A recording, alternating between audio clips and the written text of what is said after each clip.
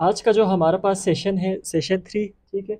Session 1 2 मतलब last में हो गया था, ये सेशन 3 है, ठीक है। जूम इन या जूम आउट।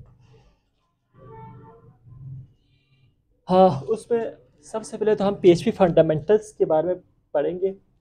बेसिक फाइलें बनाना तो हमने सीख लिया, ठीक है। अब यहाँ पे हम बात करेंगे कि पीएचपी के कुछ फंडामेंटल टॉपिक, जैसे कि वेरिएबल्स कैसे बनाएंगे, वेरिएबल्स बनाने के रूल्स क्या होंगे, फिर कंडीशनल स्टेटमेंट्स क्या कैसे लिखेंगे, वो सब चीज़ें यहाँ पे डिस्कस करेंगे, ठीक है।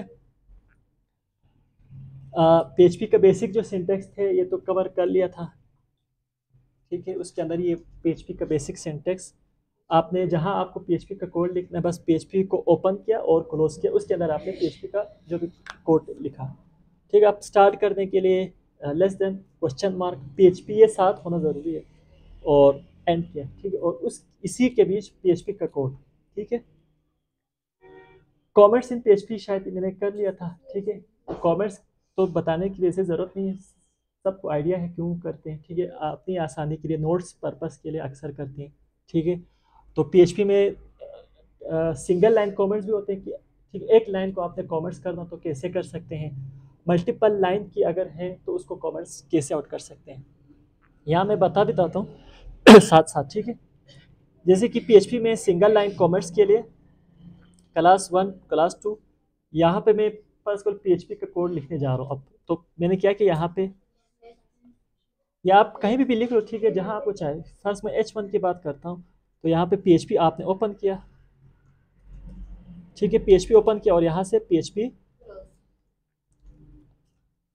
पीएचपी क्लोज किया, और इसके अंदर आपने पीएचपी कोड कोड लिखना है। मिसाल के तौर पर अभी हम समझ रहे हैं पीएचपी में कमेंट्स कैसे करते हैं। जैसे कि अगर एक लाइन को कमेंट आउट करना है तो क्या है, this is single line comment, ठीक है। तो ऐसे डबल बैक स्लैश दबाओ तो कमेंट बन जाएगा। अगर मल्टीपल लाइन का कमेंट करना है तो उसके लिए क्या है, स्टार, ठीक है। दिस इज मल्टी, फिर मैं यहाँ पे करता हूँ लाइन कमेंट इन पीएचपी, ठीक। ये मल्टी लाइन कमेंट हम इस तरह करते हैं, ठीक है। यूज केस पे डिपेंड करता है कब। अब ये वहाँ पे क्या रेंडर होगा क्या, हाँ, ये बस अपनी डेवलपर अपनी आसानी के लिए, ठीक है। कभी कभार कहाँ पे, नहीं नहीं, वो इशू नहीं है, वो मल्टी लाइन है बस, ठीक है। कभी कभार हो जाता है कि आपके कमेंट्स इस तरह लंबा हो जाता है, आप इसको ब्रेक कर दें, ठीक है। जो आपको इजी लगे वो कर लें, ज़रूरी नहीं कि मल्टी लाइन हो तो यही यूज़ करिए, ये भी यूज़ हो सकता है इस तरह, ठीक है। अच्छा, ये हमारे पास कमेंट्स है, दो तरह के कमेंट्स है, सिंगल लाइन कमेंट्स और multi line. Single line comments double back slash से हम स्टार्ट करेंगे, और मल्टी लाइन है तो बैक स्लैश स्टार फिर स्टेरिक क्लोज। वीएस कोड में इसका शॉर्ट हैंड ये भी है कि आप मिसाल के तौर पर दिस इज ए कमेंट है, अब इसको आप कमेंट बनाना चाहते हैं, ठीक है। हल्का सा टेक्स्ट सेलेक्ट करो, कंट्रोल के साथ ये वो दबाओ, बैक स्लैश दबाओ, ये कमेंट बन जाएगा, ठीक है। ये भी इस कोड का एक फीचर है, शॉर्ट की है एक तरह से। अच्छा, उसके बाद हमारे पास हैं एक तो कमेंट्स, ठीक है। Types of comments, multi line comments, single line comments, embedding PHP in web page, यानी जो अभी हम कर रहे हैं, ठीक है, या लास्ट में किया था मैंने। अब आते हैं वेरिएबल्स, ठीक है। वेरिएबल्स जावास्क्रिप्ट सबने शायद पढ़ा है, तो वहाँ पे वही का कंसेप्ट है वेरिएबल्स का जो यहाँ पे होगा, ठीक है। क्यों बनाते हैं वेरिएबल्स, डेटा वैल्यूज़ को स्टोर करने के लिए, ठीक है। जैसे कि देखो देखो, variables are what really gives PHP its power, ठीक है। ये किसी प्रोग्रामिंग लैंग्वेज में वेरिएबल्स के बगैर तो काम ही नहीं होता, हर प्रोग्रामिंग लैंग्वेज में वेरिएबल्स का कंसेप्ट होता है, ठीक है। यानी डेटा को स्टोर करने के लिए variables are containers for storing information, ठीक है। डेटा हो, इंफॉर्मेशन को स्टोर करने के लिए, फ्यूचर यूज़ के लिए आप क्या करते हैं, वेरिएबल्स बनाते हैं। जैसे कि आप फर्ज कर लो एक स्कूल मैनेजमेंट सिस्टम बना रहे हैं, ठीक है। उसमें यूज़र के आपने रिकॉर्ड सेव करने हैं, तो आपको पहले वेरिएबल्स के अंदर उसको सेव करना पड़ेगा, ठीक है। फिर उनको डेटाबेसिस में, फिर डेटाबेस से रिकॉर्ड फेच करके किसी वेरिएबल के अंदर स्टोर किया, फिर उनको फिर फ्रंट एंड पे डिस्प्ले आपने किया। तो इस तरह हमें डेटा स्टोरेज के लिए वेरिएबल्स यूज़ करने होते हैं।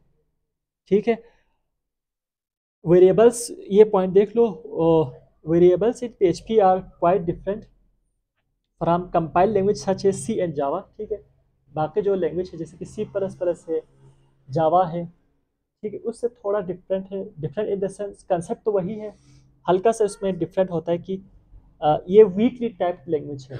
ठीक है, PHP क्या है,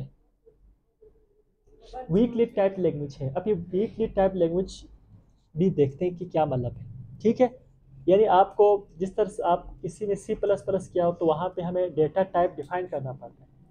आपने फर्ज करो नेम स्टोर करना, तो नेम का डेटा टाइप क्या हो सकता है, स्ट्रिंग है। तो वेरिएबल बनाने से पहले आपको डेटा टाइप मेंशन करना पड़ता है, इसके अंदर स्ट्रिंग ही हो सकता है। जबकि PHP में ऐसा नहीं है, वीकली टाइप है। ये रन टाइम पे खुद डिसाइड करता है कि इसका डेटा टाइप डायनेमिक नेचर, लिखना नहीं पड़ता, वो खुद डिसाइड करती है स्ट्रिंग है, इंटीजर है, फ्लोट है। ठीक है, तो ये एक तरह से इजी प्रोवाइड करता है। पाइथन में भी यही है, और जिस तरह जावास्क्रिप्ट में भी था, वहाँ पे आपने डिफाइन नहीं किया ना, बस लेट कॉन्स्ट किया, डेटा टाइप तो बहुत आ रही है। जबकि कुछ ऐसी लैंग्वेज होती है जो स्ट्रिक्ट लैंग्वेज होती है। ठीक है, उसमें आपको डिफाइन करना पड़ता है वेरिएबल बनाने से पहले, भाई जो वेरिएबल आप बनाने जा रहे हैं उसका डेटा टाइप क्या होने वाला है, उसके अंदर क्या स्ट्रिंग ही आ सकती है। यानी आपने स्ट्रिंग बनाए तो बाद में इंटीजर वैल्यू इसके अंदर स्टोर नहीं हो सकता, वो एरर देता है।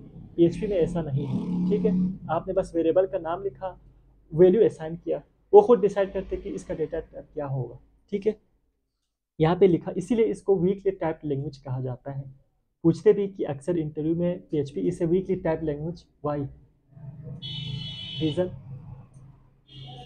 PHP वीकली टाइप लैंग्वेज है ना, वो क्यों है, क्या डिफाइन नहीं कर डेटा टाइप। हाँ, हमें वेरिएबल बनाते वक्त डेटा टाइप मेंशन करने की ज़रूरत नहीं है।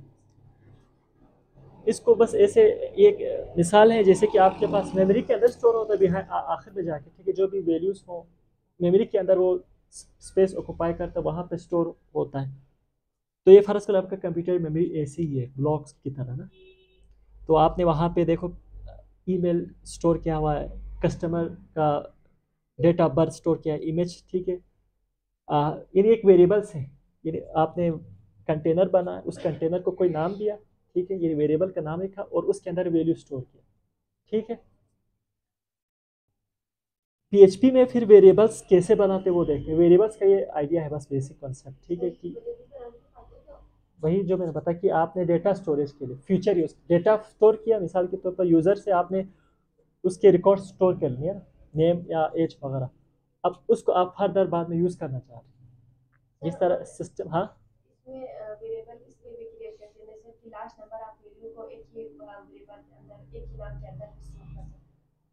कहाँ पे, नहीं नहीं, इनका पूछना कि वेरिएबल्स बनाते क्यों हैं, तो उसका मैं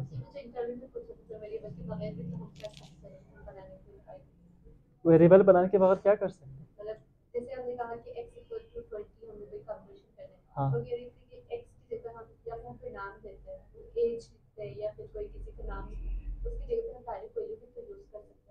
नहीं, फर्ज करो आप एक, अब ये यहाँ पे तो यूज़ होगा ना, डायनेमिक आप वेबसाइट बना रही। ठीक है, डेटा आपने लाना है, फिर क्या करेंगे, अलग अलग सब कुछ नहीं कर सकते। वेरिएबल बना के फर्ज करो आप स्कूल, वही स्कूल मैनेजमेंट से ज़्यादा आसान होता है, स्कूल मैनेजमेंट सिस्टम बना बैकएंड के साथ। ठीक है, ये फॉर्म से आपने डेटा उठा के वेरिएबल के अंदर स्टोर किए बगैर तो नहीं हो सकता ना, तो उसके लिए पहले आपको हाँ, यूज़र इनपुट। ठीक है, तो वहाँ से डेटा हमने स्टोर किया, स्टोर करने के बाद हम उसको फ्यूचर यूज़ के लिए बेसिकली काम है। ठीक है, अगर आपको फ्यूचर यूज़ नहीं करना, अभी ही करना है, तो आप कर सकते हैं। लेकिन आपको फ़र्ज़ कर फ्यूचर में इसको यूज़ करना है उसको, तो मज़ीद हमें बार बार उसको असाइन करना है, एक यानी वेरिएबल बनाए, उसके अंदर वो डेटा स्टोर है। फ्यूचर में जब भी हम चाहे उस वेरिएबल को हम रेफर करेंगे, भाई उस वेरिएबल का से डेटा फैच करके लाओ ऑपरेशन परफॉर्म करने के लिए। ठीक है, तो PHP में भी वेरिएबल्स बनाने के कुछ बेसिक रूल्स हैं। जैसे कि तौर पर PHP में वेरिएबल बना स्टार्ट, जिस तरह जावास्क्रिप्ट में लेट कॉन्स्ट वार हम लिखते थे। ठीक है, PHP पे हम वेरिएबल बनाने के लिए जो बेसिक रूल है, यहाँ पे भी लिखता हूँ, डॉलर से स्टार्ट होगा। ठीक है, हाँ, ये उसका सिंटेक्स का हिस्सा है। ठीक है, डॉलर कहाँ पे है, हाँ ये डॉलर। ठीक है, और वेरिएबल का नाम लिखो। ठीक है, वेरिएबल का नाम कहने के लिए कुछ भी रख सकते हैं, लेकिन उसके कुछ रूल्स हैं, ठीक है। मिसाल के तौर पे फिलहाल मैं इसको एज करता हूँ, ठीक है, और एज के अंदर मैंने फ़र्ज़ करो 45 एहसान किया, ठीक है। मैंने एक वेरिएबल बना एज के नाम से, उसके अंदर वैल्यू क्या है, 45 है। अब वेरिएबल पीएचपी के अंदर वेरिएबल बनाने के लिए आपको ये डॉलर, इस तरह ये एरर आ जाएगा, ठीक है। वेरिएबल बनाने के लिए डॉलर्स ज़रूरी है, ठीक है। यहाँ पे वो लेट कॉस्ट करने की ज़रूरत नहीं है, वेरिएबल बनाना है तो उसका सिंटेक्स थोड़ा सा चेंज है, कंसेप्ट वही है, ठीक है। जैसे कि डॉलर से स्टार्ट होगा वेरिएबल, और वेरिएबल का नाम और वैल्यू, ठीक है। अब वेरिएबल का नाम कैसे रखें, वेरिएबल का नाम रखने के लिए कुछ रूल्स हैं पीएचपी के अंदर। जैसे के तौर पर कहाँ पे लिखा हुआ कि आप वेरिएबल का नाम नंबर से स्टार्ट नहीं कर सकते। जैसे कि तौर पर मैं इसको 1H नहीं कर सकता इस तरह, ठीक है। यहाँ पे एरर भी आ रहा है, नंबर आखिर में आ सकता है इस तरह, ठीक है।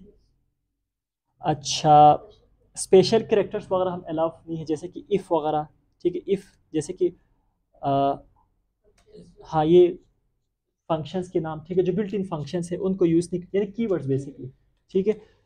इसी तरह हमारे पास क्या कहते हैं, स्पेस अलाउ नहीं है, ठीक है। जैसे कि मैं यूज़र एज करता हूँ, वेरिएबल का नाम यूज़र एज, वेरिएबल का नाम मैं कहता हूँ यूज़र एज, तो यहाँ पे स्पेस आया, तो स्पेस हमारे पास अलाउ नहीं है। तो उसके लिए फिर या तो आपको अंडरस्कोर ऐड करना पड़ेगा या फिर ऐसे ही रखना पड़ेगा, ठीक है। यहाँ पे लिखा हुआ है A variable name can only contains alphanumeric characters and underscore। A से Z से कोई भी करेक्टर होगा, अंडरस्कोर हो सकता है स्पेशल करेक्टर्स में, यानी एट द रेट वगैरह हम यहाँ पे यूज़ नहीं कर सकते, ठीक है। इस तरह सिर्फ आप अंडरस्कोर अलाउ है, अंडरस्कोर पहले भी आ सकता है आखिर में भी आ सकता है, ठीक है। अंडरस्कोर शिफ्ट के साथ ये वाला, ये एक डैश है एक अंडरस्कोर, ये डैश है, ठीक है। डैश अलाउ नहीं है, अंडरस्कोर ये शिफ्ट के साथ वही वाला डैश, ये अंडरस्कोर है, ठीक है। अच्छा, variable name should not contain spaces, ये स्पेसिस तो नहीं हो सकते उसके अंदर। अगर आपको स्पेस देना है तो या तो क्या करें, स्पेस ही ना दे दें, मिला के रखें, या फिर आप स्पेस की जगह अंडरस्कोर यूज़ करें, ठीक है। जैसे कि तौर पर माई स्ट्रिंग और विथ कैपिटलाइजेशन माई स्ट्रिंग, इस तरह, ठीक है। आपने यूज़र का वेरिएबल एक बनाना है यूज़र एज के नाम से, ठीक है। तो क्या किया मैंने, बताओ कैसे स्टार्ट करेंगे, डॉलर साइन फिर वेरिएबल का नाम यूज़र एज और कॉलन।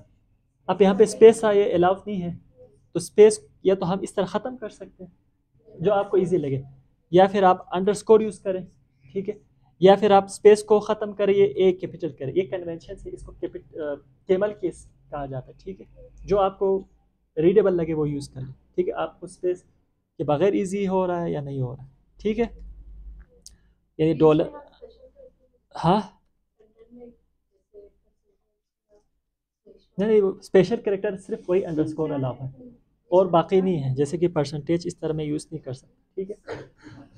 तो रूल सिंपल हो गया ना, बस वेरिएबल का नाम रखना है, कहने के लिए कुछ भी रख सकते हैं लेकिन उसके कुछ रूल्स हैं, जैसे कि तौर पर स्पेसिस अलाउ नहीं है, स्पेशल कैरेक्टर्स अलाउ नहीं है, सिर्फ अंडरस्कोर अलाउ है, और डॉलर से स्टार्ट होगा, ठीक है। नंबर से स्टार्ट हो सकता है वेरिएबल, नंबर से एंड हो सकते हैं, स्टार्ट हम नहीं कर सकते, कीवर्ड हो सकते हैं, वेरिएबल नहीं हो सकता, ठीक है।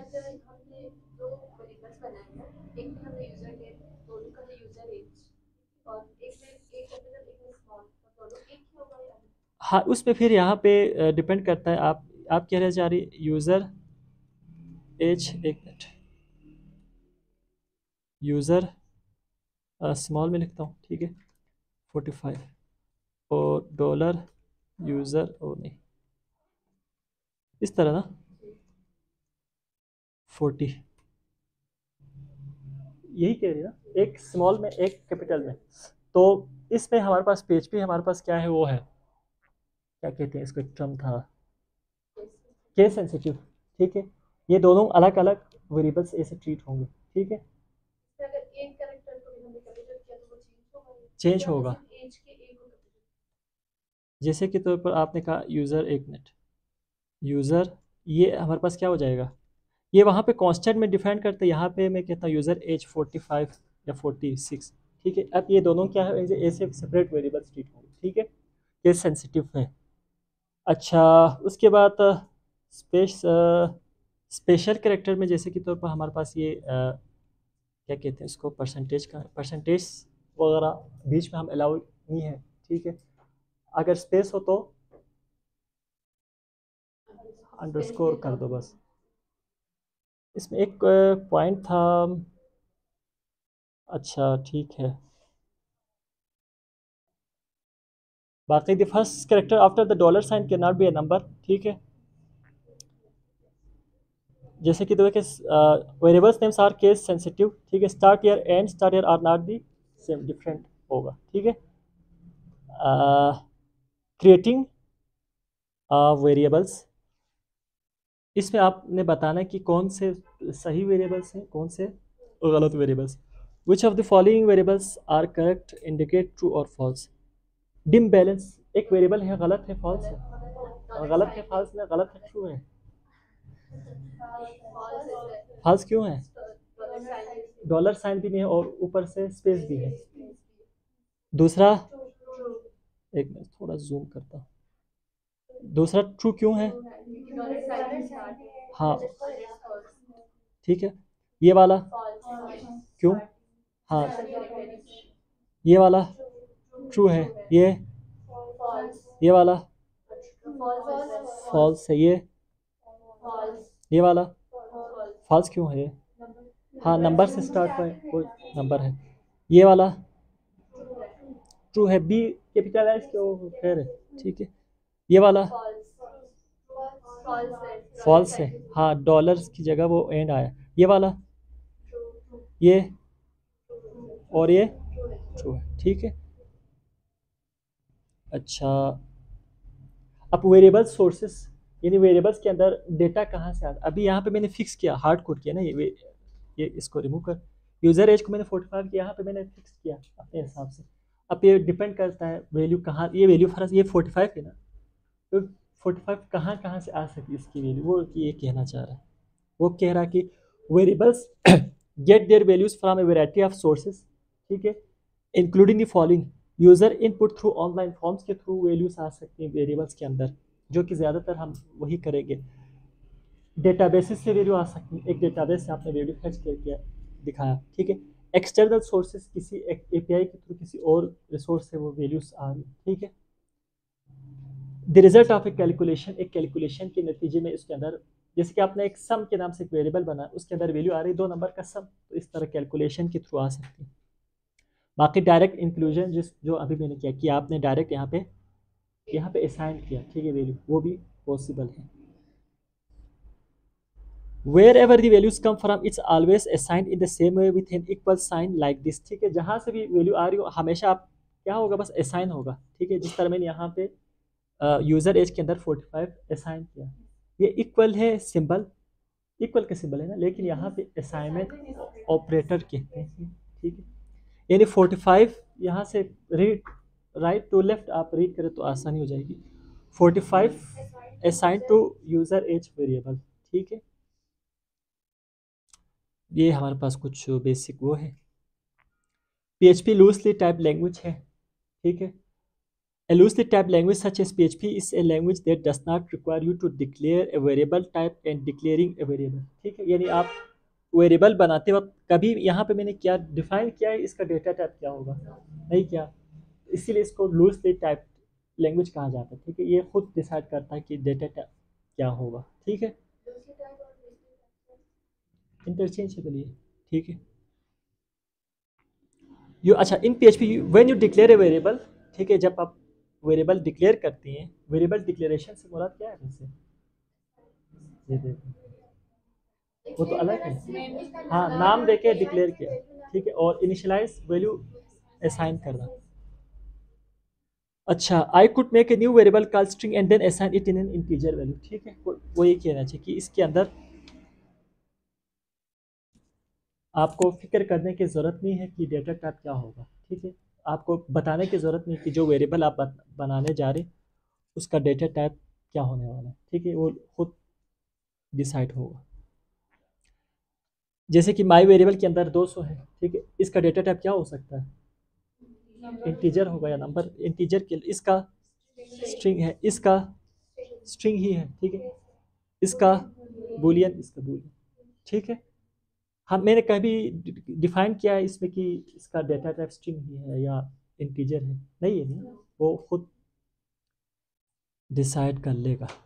वर्किंग विथ स्ट्रिंग्स, जैसे कि तौर पे इंटीजर है, इंटीजर वैल्यू है, ठीक है। आप चेक करने के लिए एक फंक्शन आता है वार्डम के नाम से ना, ठीक है, पीएचपी के अंदर। यूज़र एज को यहाँ पे पुट कर लो, यूज़र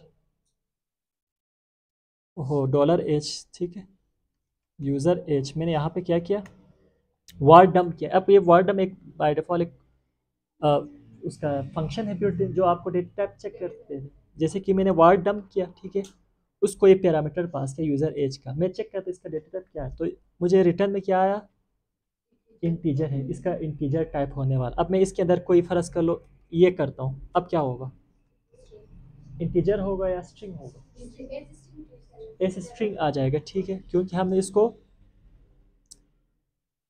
पास किया था उसके अंदर, ठीक है, इन्वर्टेड कॉमास के अंदर, ठीक है। इसी तरह सिंगल कोट्स भी हो सकते हैं, ठीक है, ठीक है। ये टू उस लेंथ को शो कर रहा है, बेसिकली इसका लेंथ कितना है अभी, एक दो ही है ना, उसको शो कर रहा है। जैसे कि मैं इसके अंदर कुछ और करता हूँ तो ये लेंथ इंक्रीज होगा, ठीक है, वो खैर है, बस आपको ये याद होगा ये स्ट्रिंग है, स्ट्रिंग डेटा टाइप। इसी तरह यहाँ पे मैं कोई बूलियन वैल्यू टाइप करता हूँ, सॉरी, बूलियन तो दो ही है, या तो ट्रू है या फॉल्स है, ठीक है, TRUE, ठीक है। तो ये हमारे पास बूलियन डेटा टाइप है, तो ये इसीलिए इसको स्टैटिकली नहीं, लूजली टाइप लैंग्वेज कहा जाता है, ठीक है। हाँ, यानी आपको एक्सप्लिसिटली बताने की ज़रूरत नहीं है डेटा टाइप के बारे में। क्या क्या दो दो करके जाए ना, एक चार चार लेक्चर मिस करेंगे। आप दोनों का हुआ है, दो और जाए voluntarily.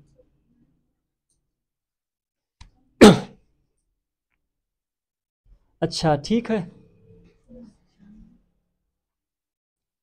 Working with strings, string से मुराद जो हम कोई भी मैसेज जो हम इन्वर्टेड कॉमास के अंदर क्लोज करते हैं, ठीक है, जैसे कि तौर पर मैं इसका अंदर यूज़र नेम कहता हूँ, ठीक है, उसके अंदर मैं एली स्टोर करता हूँ, ठीक है, इस तरह। अब ये एक स्ट्रिंग है तो स्ट्रिंग को हम इस तरह नहीं कर सकते, उसको फिर आपको स्ट्रिंग में क्लोज करना पड़ेगा, या तो सिंगल कोट या डबल कोट, ठीक है। मैंने डबल कोट लिया और उसके अंदर स्ट्रिंग असाइन किया। अब इसका डेटा टाइप चेक करने के लिए कौन सा फंक्शन है, वार्डम, ठीक है, वार्डम आप कंफर्म करने के लिए ना कि डेटा टाइप क्या होगा, तो उसके लिए वार्डम उसके अंदर पैरामीटर पास करें, जो भी वेरिएबल को आपने चेक करना है, यूज़र $यूज़र नेम, ठीक है, ये बार बार मैं भूल जाता हूँ, $यूज़र नेम।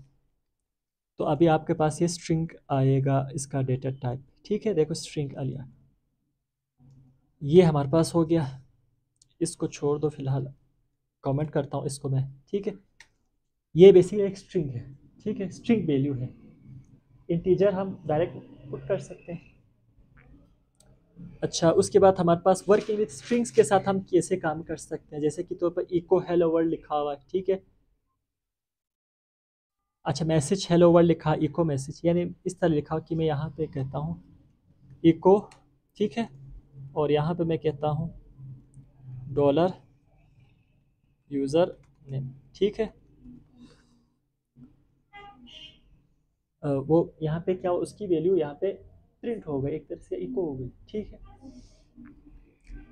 इन इको स्टेटमेंट के अंदर मैंने वेरिएबल को यहाँ पे पास किया, ठीक है, यहाँ पे रखा, तो ये खुद उसको पीएचपी जब कंपाइल होगा तो उसको पता है ये तो एक वेरिएबल है, उसकी वैल्यू क्या है, जो भी है अली है, वहाँ पे क्या करेगा, यहाँ पे डिस्प्ले कर रहा है, ठीक है, इसमें वही किया हुआ है, ठीक है।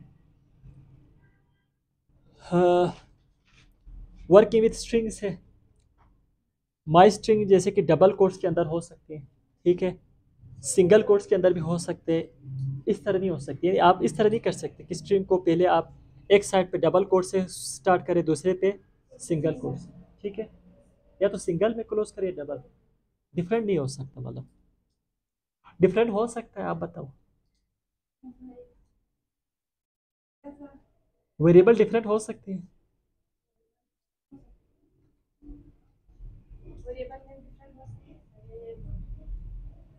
आप लेक्चर नहीं सुन रही। ठीक है, ये हमारे पास उसकी वैल्यू है।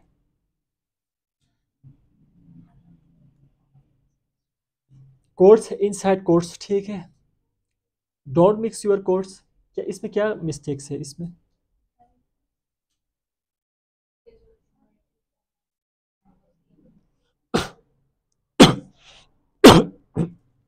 क्या मतलब?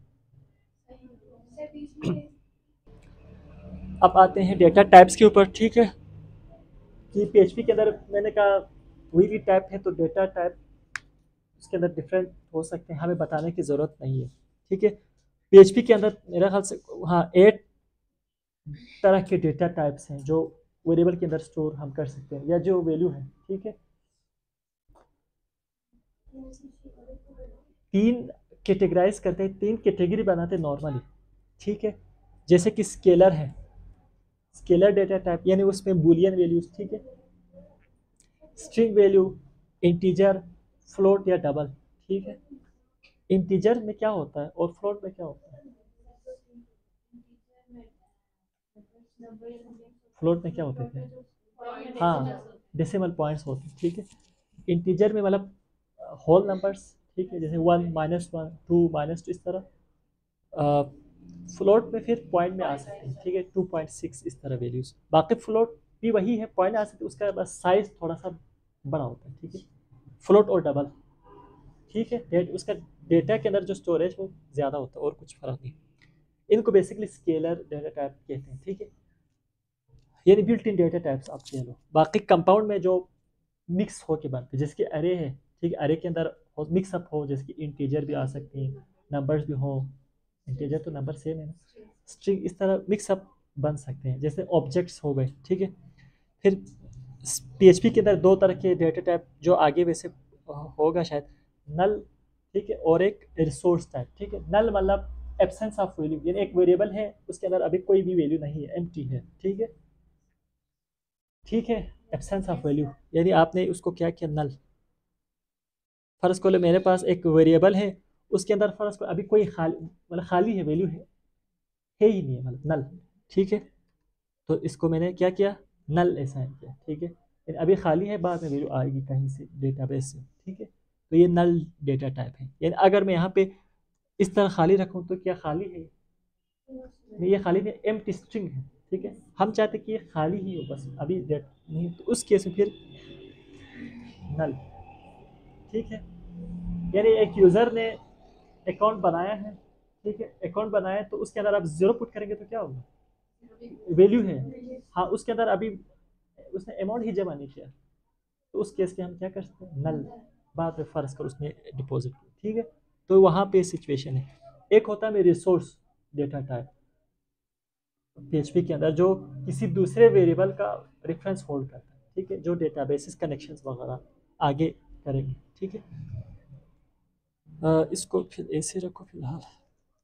बाकी वो वर्ड हम चेक करने के लिए आप वो फंक्शन यूज़ कर सकते हैं, ठीक है। तो 8 तरह के हैं देखे, string, Boolean, string, integer, float या डबल, एरे हो सकती हैं, ठीक है। ऑब्जेक्ट्स है, नल और रिसोर्स, ठीक है। टाइप इंटीजर जैसे कि 5 हमारे पास एक इंटीजर वैल्यू है। डबल या फ्लोट जैसे कि 10.56, ठीक है।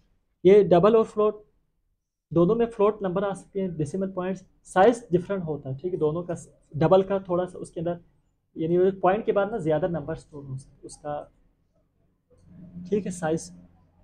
स्ट्रिंग जो हम सिंगल कोर्स या डबल कोर्स में लिखते हैं, जैसे कि पीएचपी लिखा हुआ है, बुलियन के अंदर 2 ही वैल्यूज है, या तो ट्रू है या फॉल्स है, ठीक है। डिस्क्रिप्शन लिखा हुआ है, देखो, integers are the simplest type of data, they are simply numbers, whole numbers, -1 +1, ठीक है, इस तरह whole numbers. Floating point numbers यानी फ्लोट और डेसिमल के अंदर।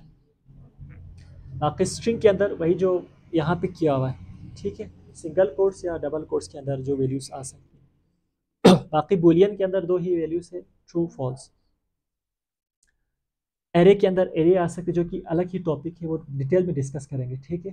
कॉम्बिनेशन हो सकते जैसे कि इसमें सारे क्या है, हाँ, मिक्सअप हो सकती है, ठीक है। एरे भी हो सकती, सॉरी, एरे के अंदर एरे भी आ सकते हैं, एरे के अंदर स्ट्रिंग वैल्यूज भी, इंटीजर भी, सबका हुआ है रजिस्ट्रेशन, सबका हुआ है, आपका हुआ है, आपका हुआ है। अच्छा, ऑब्जेक्ट्स जो कि क्लासेस में हम यूज़ करेंगे ज़्यादातर, ठीक है, ऑब्जेक्ट ओरिएंटेड जब पढ़ेंगे, ऑब्जेक्ट ओरिएंटेड प्रोग्रामिंग पीएचपी में क्लास बनाएंगे बेसिकली, ये भी एक टाइप है, नल है, ऑब्जेक्ट ना, ऑब्जेक्ट ओरिएंटेड प्रोग्रामिंग, उप ऑब्जेक्ट ना, ये ऑब्जेक्ट डेटा टाइप में, ये क्या, हाँ, ये अभी समझने की जरूरत नहीं, मैं ये कह रहा हूँ, ठीक है। नल, एब्सेंस ऑफ वैल्यू, ठीक है। The special null value represent a variable with no value, ठीक है। बाकी रिसोर्स है, a resource is a special data type holding a reference to an external resource, ठीक है, एक ऐसा वेरिएबल स्पेशल जो किसी दूसरे रिसोर्स का, एक्स्ट्रा रिसोर्स का बेसिकली रेफरेंस स्टोर करता है, जैसे कि डेटाबेस कनेक्शंस वगैरह इसके अंदर हम स्टोर करते हैं, ठीक है, वेरिएबल बना के। ये नल रिसोर्स वगैरह सॉरी, समझने की जरूरत। अच्छा, operators are used to perform operations on variables and values, ठीक है। डॉक्यूमेंटेशन रीड किया है आपने, मैंने बताया भी था, W3 स्कूल से या PHP ट्यूटोरियल जहाँ से रीड करना हो, ठीक है। डॉक्यूमेंटेशन इंपॉर्टेंट है। अभी आते हैं हम ऑपरेटर्स के ऊपर। ऑपरेटर्स यानी स्पेशल, आप समझे, ऑपरेशंस परफॉर्म करने के लिए हम डिफरेंट तरह के ऑपरेटर्स यूज़ करते हैं, जैसे कि अर्थमेटिक एडिशन सब्ट्रैक्शन वगैरह परफॉर्म एक्शन कराना हो तो हम अर्थमेटिक ऑपरेटर्स यूज़ करते हैं, ठीक है। PHP divides the operator in the following groups: arithmetic operators, assignment operators, comparison है, इंक्रीमेंट डिक्रीमेंट है, लॉजिकल, स्ट्रिंग ऑपरेटर्स और एरे ऑपरेटर्स। इसमें कुछ जो इस स्लाइड में है वो हम देखेंगे, जैसे कि अर्थमेटिक ऑपरेटर्स किन चीज़ के लिए, क्या, किस पर्पस क्या है अर्थमेटिक ऑपरेटर्स का, basic calculation, arithmetic addition subtraction, minus, division, remainder वगैरह, वो अब मुझे समझाने की ज़रूरत है, प्लस कैसे करते हैं, ठीक है, बस सिंपल देख लो, जैसे कि ये है, ये अर्थमेटिक ऑपरेटर्स है, ठीक है। प्लस है तो एडिशन, मल्टीपल ऑपरेटर्स को प्लस कर, जैसे कि सम ऑफ डॉलर, इसमें से मुझे बताओ वैसे ऑपरेंड कौन सा है, ऑपरेटर कौन सा है, हाँ, जो यहाँ पे ये एक्स और वाई ऑपरेंट है, बाकी ऑपरेटर प्लस है, कौन सा ऑपरेटर है, हाँ, अर्थमेटिक ऑपरेटर है। ये सब्ट्रैक्शन के लिए माइनस का सिंबल, वो जो यहाँ पे है, ये मल्टीप्लिकेशन के लिए एक वो स्टेरिक है, ठीक है, प्रोडक्ट निकालने के लिए। इसी तरह डिवीजन है, मॉड्यूलस है, रिमाइंडर निकालने, ठीक है। रिमाइंडर ना, मिसाल कि 10 को 2 से डिवाइड करो, रिमाइंडर कितना आता है, 0 आता है, उस चीज़ को फाइंड करने के लिए परसेंटेज का सिंबल है, वो यूज़ करते हैं। ये जावास्क्रिप्ट में भी था, यहाँ पे भी है, ठीक है। इसको मॉड्यूलस ऑपरेटर कहा जाता है। और एक्सपोनेंशिएशन पावर, ठीक है, 2 की पावर, इस तरह जो है, ये देखो, result of raising x to the y in power introduce in 5.6 में इंट्रोड्यूस हुआ था, उससे पहले, ठीक है। इसी तरह असाइनमेंट ऑपरेटर है जो हम शुरू से यूज़ कर रहे हैं, ठीक है, जैसे कि x असाइनमेंट ऑपरेटर y है, तो y की वैल्यू किसको असाइन हो रही है, x के अंदर है, x plus equal to y, इसका क्या मतलब है, हाँ, x is equal to plus कर, प्लस, हाँ, ये शॉर्ट हैंड तरह का है, या ये भी कर सकते हैं, ठीक है। इन आपके पास कुछ इस तरह से वेरिएबल है, एक, चलो एक इंटीजर बनाता हूँ, नम इक्वल टू 5, ठीक है, और डॉलर num2 इक्वल टू 10, ठीक है। अब मैं फ़र्ज़ करो एक सम बनाता हूँ, dollar sum equal to dollar num num one plus dollar num two, और यहाँ यह क्या आया, डॉलर नम टू, ठीक है। और यहाँ पे मैं इको कहता हूँ, चल इसको आउटपुट को वैसे प्रिंट करता हूँ, ठीक है। इको को मैं कहता हूँ इन्वर्टेड कॉमा डॉलर सब 25, ठीक है। अब इसका शॉर्ट हैंड ये है कि आप इसको नम करने की जगह क्या करें, shorthand plus equal to,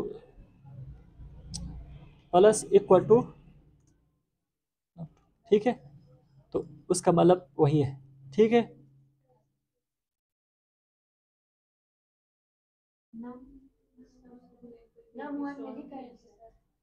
सही है, ठीक है। यही ये वाला किया ना मैंने, प्लस इक्वल टू क्या किया था, वो एरर इसलिए आ रहा है क्योंकि मैंने इसको डॉलर सम इक्वल टू 0 करके रखो फिलहाल, ठीक है। ठीक है, 20 वैसे, एक मिनट, सम क्या है मैंने, एक मिनट, ये सिंटेक्स, हाँ 20 ही होगा ना, ये num one plus equal to,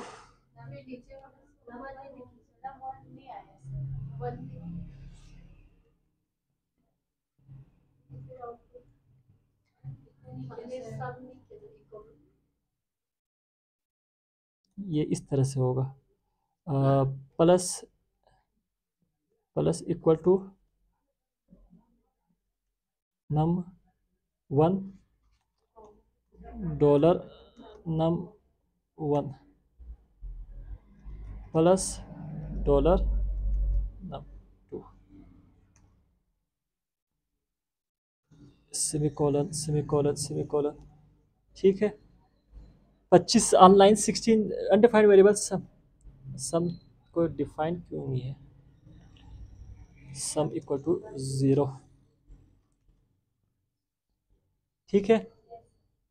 इसी तरह कुछ और हमारे पास प्लस इक्वल टू एडिशन, यानी ये आप x plus equal to y, x is equal to x plus, ये करने की जगह आप डायरेक्टली शॉर्ट हैंड तरह का यूज़ कर सकते हैं। इस तरह माइनस इक्वल टू है मल्टीप्लिकेशन, और ये कौन सा था, डिवीजन और मॉड्यूलस।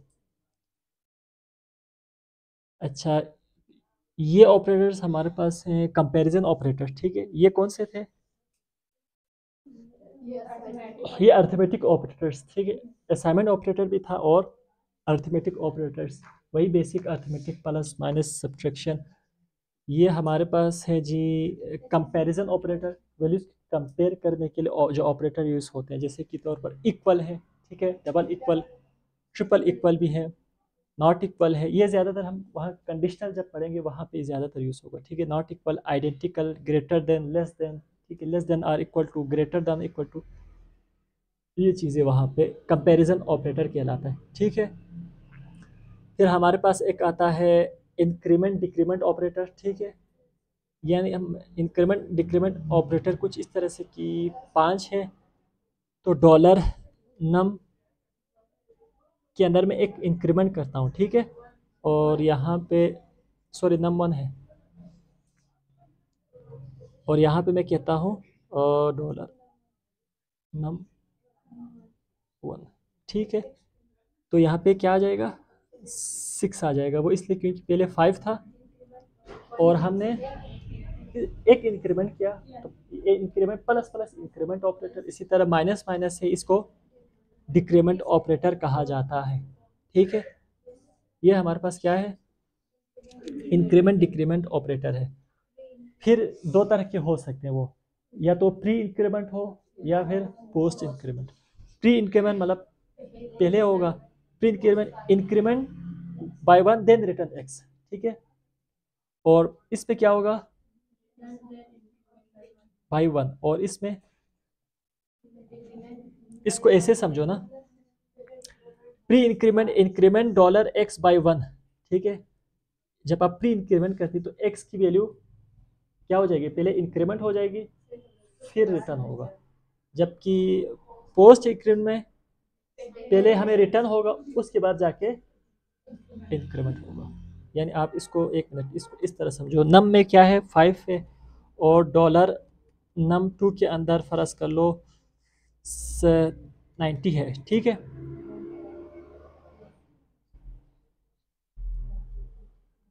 बल्कि इसको इस तरह करो, प्लस प्लस डॉलर नम 1, ठीक है। मैंने क्या किया, ये प्री इंक्रीमेंट किया या पोस्ट इंक्रीमेंट, तो प्री इंक्रीमेंट में क्या होगा, अच्छा अब यहाँ पे मैं कहता हूँ नम 2 को, अब क्या होगा, नम 2 के अंदर कितना आएगा, नम 2 के अंदर 6, वो इसलिए क्यों, क्योंकि इसने इंक्रीमेंट किया, यानी यहाँ से नम 5 था प्लस प्लस प्री इंक्रीमेंट था, तो इसने 5 को क्या किया 6 इंक्रीमेंट हुआ, उसके बाद वो क्या हुआ असाइन हुआ। अब मैं इसको क्या करता हूँ प्लस प्लस करता हूँ, अब क्या होगा 5 ही रहेगा, क्यों, क्योंकि पहले हाँ पहले असाइन होगा उसके बाद जाके इंक्रीमेंट होगा, तो ये प्री इंक्रीमेंट और पोस्ट इंक्रीमेंट कहलाता है, ठीक है। तो प्री में पहले इंक्रीमेंट कहता है फिर रिटर्न, और पोस्ट में पहले रिटर्न फिर इंक्रीमेंट, या इन सिंपल लफ्जों में ये समझे कि प्री में पहले इंक्रीमेंट होगा, ठीक है, फिर हम यूज़ करेंगे, जबकि पोस्ट में पहले यूज़ होगा बाद में जाके, यानी इसमें ये हो रहा है, देखो पहले नम इसके अंदर इसको रखो, नम ये कौन सा ऑपरेटर है, सॉरी इंक्रीमेंट है, और इंक्रीमेंट ऑपरेटर लेकिन कौन सा ऑपरेटर है प्री पोस्ट, पोस्ट में क्या लोग पहले रिटर्न हो गए, यानी पहले रिटर्न से मुराद इसकी जो भी वैल्यू है वो असाइन हो जाएगी किसके अंदर, नम 2 के अंदर, पहली वैल्यू जो क्या है 5 ही है वो असाइन होगी, उसके बाद जाके क्या होगा प्लस इंक्रीमेंट होगा। तो आप बेशक इधर देखो ना, यहाँ पे मैं कहता हूँ इको, और यहाँ पे मैं कहता हूँ डॉलर नम 1, ठीक है। क्या सेंट, अच्छा यहाँ पे गड़बड़ है, देखो 5 6, ठीक है 5 और 6 आ रहा है, ये इसकी मिला के आ रहा है, यहाँ पे चल एक पी आर ऐड करता हूँ मैं,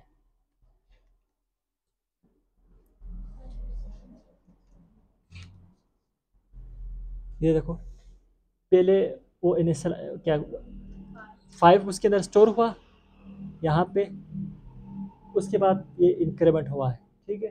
तो ये फ़र्क होता है प्री इंक्रीमेंट और पोस्ट इंक्रीमेंट। इस तरह डिक्रीमेंट ऑपरेटर भी है, बस कहानी सेम ही है, बस उसमें प्लस की जगह माइनस होता है, ठीक है। तो उसके भी दो तरह के हैं, पोस्ट डिक्रीमेंट और प्री डिक्रीमेंट, डिपेंड करता है सिचुएशन पे। मुझे यूज़ केस कोई खास इसका अभी तक जहन में नहीं आ रहा, ठीक है, वो यूज़ केस पे डिपेंड करता है। यदि आप यूज़र से वैल्यू लेना चाहते हो उसके अंदर एक पहले इंक्रीमेंट करके स्टोर करना चाह रही, ठीक है, या जिस तरह लूप में होता है ना प्लस प्लस या डिक्रीमेंट, हम लूप चलाने के लिए क्या करते हैं फॉर लूप में ऑपरेटर यूज़ कर रहे थे, वहाँ पे प्लस प्लस माइनस माइनस, ठीक है। अच्छा ये उसके हैं, फिर हमारे पास लॉजिकल ऑपरेटर्स हैं, वही जो एंड और, ठीक है, एंड ऑपरेटर हाँ, और ऑपरेटर ये सेम है, ठीक है। आप एंड को इस तरह लिखे या इस तरह लिखे, ठीक है। इसी तरह हमारे पास और ऑपरेटर और नॉट ऑपरेटर, ठीक है। क्या ठीक है, ऑपरेटर क्या कौन सा क्या होता है, डिफरेंस क्या है और ऑपरेटर और चार चार हो तो कंडीशन किस में, एंड में, सही कह रही है, सही कह रही है, एक कंफर्म बता ना, ये जावास्क्रिप्ट में पढ़ के हैं, ठीक है। तो एंड ऑपरेटर के लिए सिंबल या तो ये वाला है, ठीक है, इस तरह एंड भी लिख सकते हैं, या फिर इस तरह डबल वाला भी लिख सकते हैं, दोनों PHP में चल जाएगा, ठीक है। एंड ऑपरेटर के लिए ना यूज बाद में करेंगे। इसका ये है कि एंड ऑपरेटर में ना आपके पास, मैं इधर एक ट्रुथ टेबल बनाने की कोशिश करता हूँ यूजिंग मल्टी लाइन कमेंट, ठीक है, क्योंकि हम बोर्ड तो यूज़ नहीं करेंगे। मल्टी लाइन कमेंट यानी मेरे पास सेट ऑफ इनपुट्स हैं, फर्ज कर लो ए है, ठीक है, बी है, और यहाँ पे मैं ऑपरेटर यूज़ कर रहा हूँ ए, फर्ज कर लो एंड ऑपरेटर, ठीक है, ए एंड बी का, और एंड में फर्ज कर लो ट्रू है, और क्या था, ट्रू ट्रू, और यही करते हैं ना, वही जो ट्रुथ टेबल, फॉल्स फॉल्स, और इसमें क्या था, ट्रू फॉल्स, समझो ये भी ट्रू, और ये आ रहा है समझ इधर, फॉल्स। अब यहाँ पे फर्ज करो एंड ऑपरेटर है, एंड एंड एंड, ठीक है। अब बीच में ऑपरेटर कौन सा है, एंड। कितने सेट ऑफ कंडीशंस है, दो है ना, दो सेट ऑफ कंडीशंस है, फिर ए और बी है, हो सकते हैं मल्टीपल कंडीशंस आ सकते हैं, 4 हो 10 हो। तो अभी हम पढ़े एंड ऑपरेटर, तो एंड ऑपरेटर में जो भी जितने भी सेट ऑफ कंडीशन है सबका ट्रू होना ज़रूरी है, ठीक है। यानी मैं कहता हूँ अगर लाइट हो और स्टूडेंट्स हो तो क्लास होगी, इसमें से एक कंडीशन फॉल्स हो तो क्या होगा, नहीं होगी। मैं कहता हूँ अगर लाइट हो या नेट हो तो क्लास होगी, एक भी ठीक है चल जाएगा। तो वो और या का वो जहन में रखो, ठीक है। अभी एंड है तो और आएगा, और का कॉन्सेप्ट ना अलिफ वाव रे वाला, ठीक है, यानी ए एंड बी, तो ट्रू ट्रू, यानी दोनों जितने भी सेट ऑफ, दो ही जरूरत नहीं है, जितने भी सेट ऑफ कंडीशंस है सबका ट्रू होना, ये जब सारे कंडीशन सेट ऑफ ट्रू हो तो ओवरऑल स्टेटमेंट ट्रू होगा, रिटर्न ट्रू, जैसे कि ये भी ट्रू है ये भी ट्रू है तो ओवरऑल ट्रू ही होगा। ट्रू और फॉल्स, एक फॉल्स तो फॉल्स, फॉल्स ट्रू भी फॉल्स, फॉल्स फॉल्स भी फॉल्स, ठीक है। अब इसको एंड ऑपरेटर था, या इसको ऐसे ही लिखते हैं बाद में हम कंडीशन में, या फिर आप इसको इस तरह यूज करते हैं, ठीक, एंड ऑपरेटर दोनों से।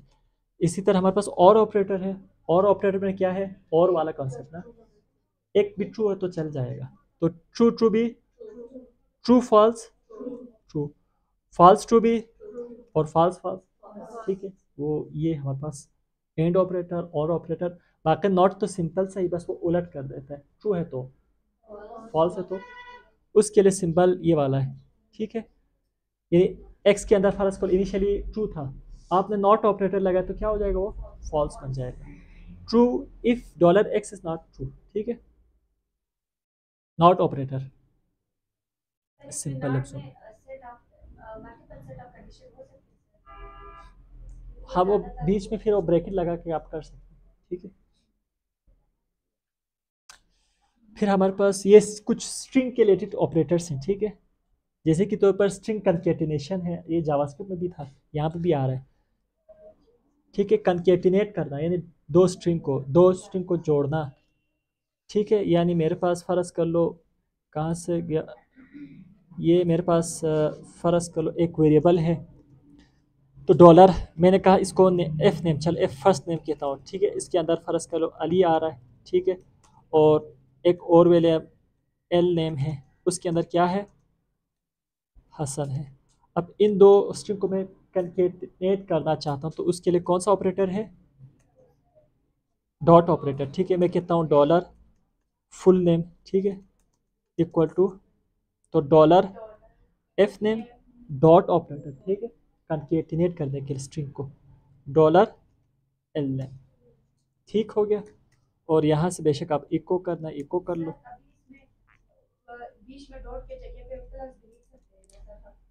यहाँ पे ये वैसे वैलिड नहीं है, लेकिन ये मैं देखता हूँ PHP में एक स्ट्रिंग को कंकेटिनेट के लिए डॉट यूज़ होता है, जावास्क्रिप्ट में प्लस था, यहाँ पे डॉट था, ठीक है। एक में फुल में डॉलर फुल नेम,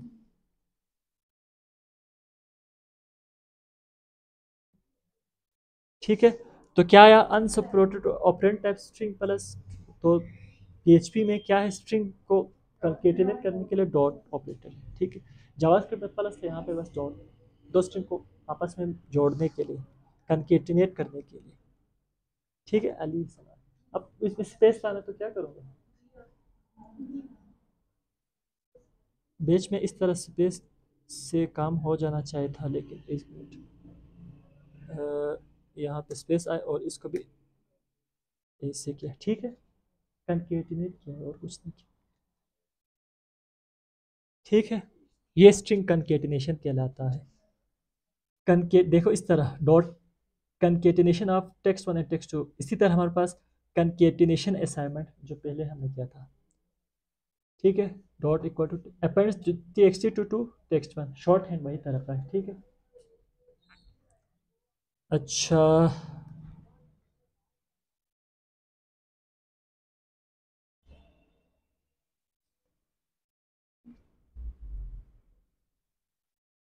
अच्छा फिर हमारे पास आती हैं एक, ये अगर आपके पास अर्थमेटिक ऑपरेटर्स होना ज़्यादातर प्लस माइनस वगैरह, तो उसमें वो कैलकुलेशन किस हिसाब से होगी, ठीक है। ये इसका क्या हो जाएगा, इसका रिजल्ट प्रेसिडेंस, मतलब ऑपरेटर्स प्रेसिडेंट, ऑपरेटर्स की ऑर्डर कैसे होगी, ये कौन सा पहले एग्जीक्यूट। तो इसके इसमें कैसे आंसर क्या आएगा, 16 आएगा कि 18 आएगा, 60, 18 नहीं आएगा, 18 क्यों नहीं आएगा, आ भी सकता है ना। हाँ तो वही रूल अप्लाई होता है, ठीक है। यहाँ पे भी प्लस और माइनस का वो प्रेसिडेंस क्या है, दोनों का इक्वल है ना, प्लस माइनस का इक्वल है, तो जो पहले है उसी का वो हो जाएगा, ठीक है। ये left to right associativity, associativity यानी वही बॉडमास रूल अप्लाई होगा, ठीक है। ब्रैकेट पहले पेरेंथेसिस होंगे। अगर मैं इसको इस तरह करूं, अब बताओ, हाँ अब क्यों होगा, हाँ पहले ब्रैकेट सॉल्व होगा, उसके बाद जाके मल्टीप्लिकेशन परफॉर्म होगा। तो वही बेसिक हमारे पास operator, the precedence of an operator specifies how tightly it binds to expression together, ठीक है। पेरेंथेसिस में भी use to force precedence if necessary. जैसे आपने कहा कि इसका क्या आएगा, 5 दिया 15 आएगा, ठीक है। इसको फर्ज कर लो डॉलर नम वन है, उसके अंदर 6 है, ठीक है। इसी तरह मैं एक डॉलर टोटल करके एक वेरिएबल बना, तो उसके अंदर क्या होगा, बस छोड़ इसको डायरेक्ट ही करता इधर, dollar total 6 multiply by 2 plus 5, क्या होगा इसका,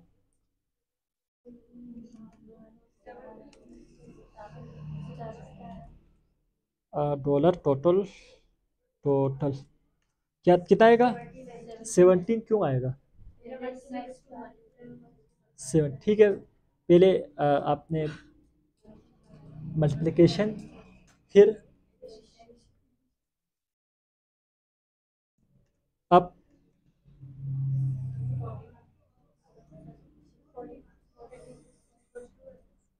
42, पहले पेरेंथेसिस हल होंगे, 5 प्लस 6 7, 7 6, ठीक है। हाँ तो ये है हमारे पास, फर्ज कर लो एक और स्टेटमेंट में देता हूँ, 4 डिवाइडेड बाई 2, ठीक है, मल्टीप्लाई बाई 2 प्लस 6, कितना होगा, 10 होगा, मैं भी देखता हूँ एक मिनट। बिल्ट इन फंक्शन से जो हम यूज़ करेंगे रिक्वायरमेंट के हिसाब से, जैसे कि सेट टाइप है, set the type of a variable, ठीक है। किसी वेरिएबल के टाइप को सेट करने के लिए हम सेट टाइप यूज़ करेंगे। गेट टाइप वेरिएबल के टाइप चेक करने के लिए एक तो वार्डन भी था, गेट टाइप भी है, इस सेट है, ठीक है, इस एरे है, इस बूल है, ये बिल्ट इन फंक्शंस है, आप देख लो, ठीक है। इसमें पहले जो सबसे पहले सेट टाइप है कैसे यूज़ होगा, जैसे कि सेट टाइप में पहले क्या होगा, वेरिएबल होगा और टाइप आप डिफाइन करेंगे, ठीक है। जैसे कि एक हमारे पास स्ट्रिंग है, ठीक है, और यहाँ पे एक आपने सेट टाइप फू किया इंटीजर, फू इज नाउ इंटीजर, यानी मेरे पास देखो एक वो है डॉलर नम, ठीक है, इक्वल टू, इसके अंदर ये इसका डेटा टाइप क्या है, स्ट्रिंग है ना। अब मैं इसका टाइप इंटीजर सेट करना चाहता हूँ, इसके लिए एक फंक्शन है, कौन सा फंक्शन है, हाँ सेट टाइप, वो आप इसमें देख लो सिंटेक्स किस तरह से किया उन्होंने, सेट टाइप है वो फंक्शन है बिल्ट इन, पहला पैरामीटर वो वेरिएबल लेता है जो आपको सेट करना है, मिसाल के तौर पर मैंने कहा नाम, पहले स्ट्रिंग था, अब मैं इसको क्या करता हूँ, इंटीजर करता हूँ, ठीक है, इंटीजर, इंटीजर के लिए आई एट होगा शायद यहाँ पे, इंटीजर पूरा है स्ट्रिंग में, ठीक है, इंटीजर, ठीक है। और यहाँ से अब मैं वार डम कहता हूँ, चेक करता हूँ डॉलर नम को, ठीक है, और यहाँ पे जाके रिफ्रेश किया, देखो इंटीजर 5 है, ठीक है। पहले आप इसको कर लो इधर, और उसको बाद में इधर कर लो, इधर कितना है, ये क्या है, स्ट्रिंग है, यहाँ पे वो स्ट्रिंग आ जाएगा, यहाँ पे उसकी हमने टाइप चेंज कर दी, एक तरह से स्ट्रिंग से इंटीजर में कन्वर्ट किया, ठीक है, और यहाँ से इसको स्ट्रिंग, पहले स्ट्रिंग था, उसके बाद ये क्या हुआ, इंटीजर में कन्वर्ट हुआ। हाँ, अगर यहाँ पे कुछ इस तरह से हो तो क्या होगा, वैसे ये स्ट्रिंग है, हमने इसको इंटीजर में चेंज किया, ये अलाउ है, ये नहीं होगा, ठीक है, क्योंकि इंटीजर वैल्यू है ही नहीं,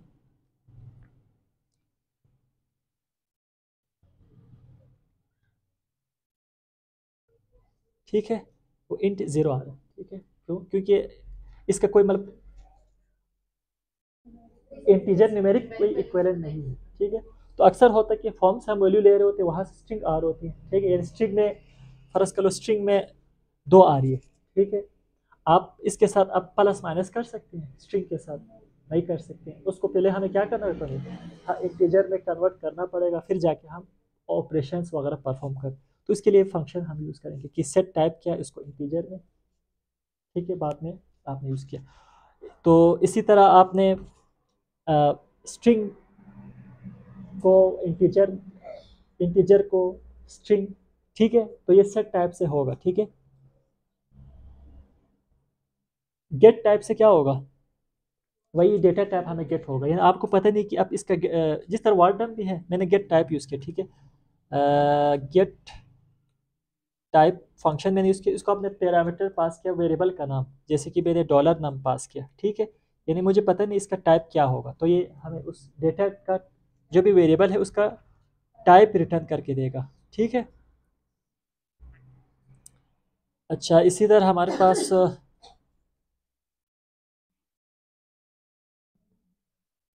determine if a variable is declared and is different than null, जैसे कि एक वेरिएबल है नल, ठीक है, उसके लिए इस सेट बी,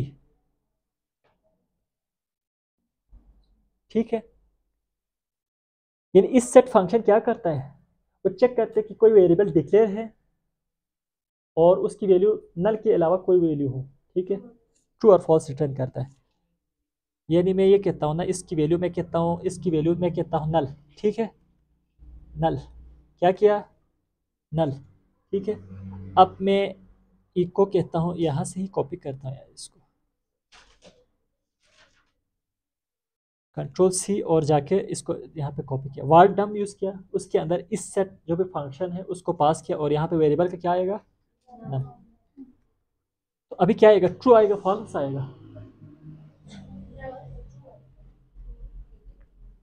फॉल्स इसलिए आया, इस सेट चेक करते बेसिकली ये कोई वेरिएबल डिक्लेयर है और उसके अंदर नल के अलावा कोई वैल्यू हो, अब इसके अंदर नल है, इस सेट ने कहा ये तो डिक्लेयर तो है लेकिन इसके अंदर वैल्यू नल है, ठीक है, तो इस वजह से इसने फॉल्स दिया, यहाँ पे जैसे मैं इसको फ़र्ज़ कर ले 5 कहता हूँ, क्या ये वेरिएबल डिक्लेयर्ड है? क्या इसके अंदर नल है? तो क्या होगा, इस सेट ट्रू हो जाएगा। ठीक है, तो ये काम आता है इस सेट के। हम ये फॉर्म के साथ अक्सर होता है कि फॉर्म से हमने डेटा रिसीव किया, फिर हम चेक करते हैं कि फॉर्म के अंदर कोई खाली तो नहीं है, इस सेट लगा के। ठीक है, ये फॉर्म रिसीव तो हुआ है, लेकिन चेक करो भाई उसके अंदर वैल्यू है या नहीं। ठीक, अगर वैल्यू है तो हम आगे बढ़ेंगे, नहीं तो फिर उधर ही हम एरर थ्रो कर देंगे। तो ये वहाँ पे इस सेट वहाँ पे ज़्यादा काम आता है। तो चेक करते कि वेरिएबल डिक्लेयर हो पहले तो, और उसके अंदर वैल्यू नल ना हो बस। ठीक है, नल हो तो वो फॉल्स आएगा, नल के अलावा कोई वैल्यू हो इस सेट। ठीक है, ये इंपॉर्टेंट है, ये जो फंक्शन में यहाँ पे बता रहा हूँ। बाकी वार्डम तो देख लो, ये इस set set type get type बहुत ज़्यादा यूज़ होगा। उसके बाद कुछ ग्लोबल वेरिएबल्स भी हैं। ठीक है, ये स्कोप जब हम पढ़ेंगे फंक्शन वहाँ पे ज़्यादा क्लियर होगा। यानी कुछ ऐसे वेरिएबल्स हैं जो हम हर जगह, यानी बिल्ट इन ग्लोबल से, जिसको ग्लोबल वेरिएबल कहा जाता है, यानी फंक्शन के प्रोग्राम के किसी भी पार्ट से हम उनको एक्सेस कर सकते हैं। ठीक है, जैसे कि डॉलर अंडरस्कोर ग्लोबल है, सर्वर है, रिक्वेस्ट है। ठीक है, ये एक तरह से ग्लोबल वेरिएबल्स है पीएचपी के अंदर। ठीक है, आगे यूज़ करेंगे। ठीक है, इनको अभी समझ नहीं आएगा। बाकी कांस्टेंट है एक तरह से, जिस तरह जावास्क्रिप्ट के अंदर कांस्टेंट डिफाइन किया, इसी तरह पीएचपी में कांस्टेंट डिफाइन कर सकते हैं। A constant is a name or identifier for a fixed value, जिसकी वैल्यू आप चाहते हैं कि प्रोग्राम की फिक्स्ड हो, चेंज ही ना हो। ठीक है, कोई आप दूसरा प्रोग्राम उसको अल्टर ही ना करें। ठीक है, ये आपने फर्ज करो एक प्रोग्राम है, उसके अंदर आप चाहते हैं उसकी जो भी वेरिएबल है वो थ्रू आउट द प्रोग्राम क्या रहे, सेम रहे। ठीक है, तो उस केस में आप उसको क्या करें, कांस्टेंट वेरिएबल में डिक्लेयर करें। नहीं, अगर बाद में कोई प्रोग्राम उसको चेंज करने की कोशिश करेगा फिर तो नहीं होगा, एरर आएगा। जिस तरह कांस्टेंट वहाँ पे था जावास्क्रिप्ट के अंदर, तो यहाँ पे भी है। डिक्लेयर करने का तरीका थोड़ा सा डिफरेंट है, वो ऐसे होगा। ठीक है, डिफाइंड साइट यूआरएल, जो भी कांस्टेंट का नाम है और उसकी वैल्यू। ठीक है, यहाँ पे कुछ भी ये एक तरह से वेरिएबल नाम है, बस डॉलर से यहाँ पे नहीं आएगा। ये कांस्टेंट जब हम डिक्लेयर करते हैं। ठीक है, ये जब आप कांस्टेंट डिक्लेयर करते हैं तो किससे होगा, डिफाइन, उसके बाद यानी उसका नाम, वेरिएबल का नाम, बस यहाँ पे डॉलर नहीं आएगा, बाकी वही आप रख दो मिसाल के तौर पर नेम। ठीक है, और उसके अंदर वैल्यू। ठीक है, कुछ मिस्टेक की है, अच्छा कॉमा आएगा यहाँ। ठीक है,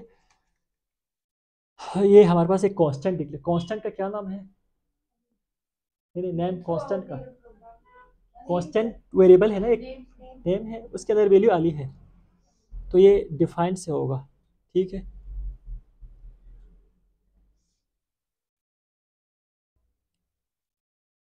तो इसमें आपने चेक करना है W3 स्कूल, या कोई भी देख लो। इसको मैं कहता हूँ SMS नहीं, W3 स्कूल, W3 स्कूल में जाके